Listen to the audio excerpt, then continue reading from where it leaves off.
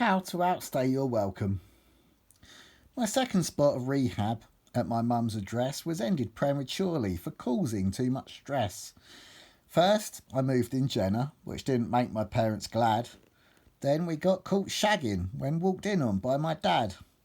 We smoked out my bedroom window and my mother hated that, so I was politely then invited to move out into a flat. Where to stay after outstaying your welcome?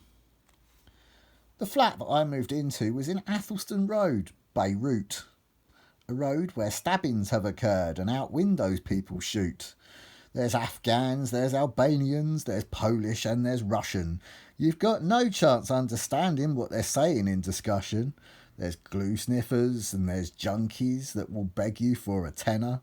So in my opinion, a perfect place for me to live with Jenna. Jenna's mum. Jenna had a big black mum. Amanda was her name. She injected smack and smoked some crack and once was on the game. Jimmy the Gent. Jimmy the Gent, you old dog's head, you are a funny fellow. See you, boy, you over there, I'll tune you like a cello. Dan. I met Danny Rolfe at Power Gen. I worked with him most days. He's friends with Frankie Fraser, the mad one from The Craze. The Squid. Danny had a friend called Graham.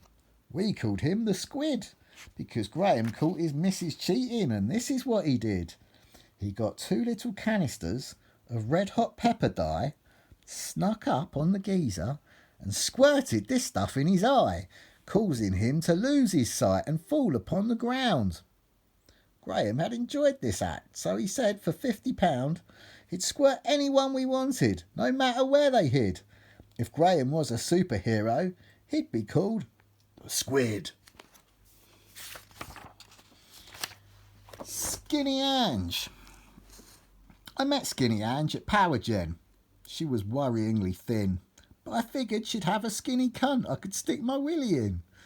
So I decided it was my duty to fuck this bag of bones, even though she was anorexic and her minge was overgrown. Now, overgrown minges ain't my thing, but at least Angie's one was tight. Too tight, if truth be known, because Ange decided she would bite a great big lump out of my neck as I fucked her in the bed. It was almost as if the bulimic bitch had never once been fed.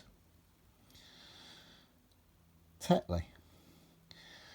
Tetley was Jenna's puppy. He kept shitting on the floor. Hey, Jenna, clean up this puppy shit, you skanky northern whore. Bloody hose. I met quite a sexy girl in a pub called the Bellevue. My dirty shitty puppy flat is where I took her to. And I don't think she was that impressed seeing dog poo everywhere. She said, I've got a lovely flat. Perhaps we should go there. That seemed like a good idea, as it meant Jenna would not find me standing in some dog poo whilst hanging out this girl's behind. So I followed her back to her gaff in a quest to sow my seed. But midway through the intercourse, the bitch began to bleed. I think I've just come on, she said, as I pulled out with a scowl. I got up and washed my bloody cock, then dried it on her towel. Sleazy girl. I've started to have sex now, so I guess I have no choice but to carry on regardless, despite the sleazy voice of this sleazy girl I'm fucking in her sleazy bed. I wish that I was fucking a less sleazy girl instead. Reaper. Jenna's mum got a rescue dog, a staffy who she called Reaper, but I ended up looking after it because for her it worked out cheaper.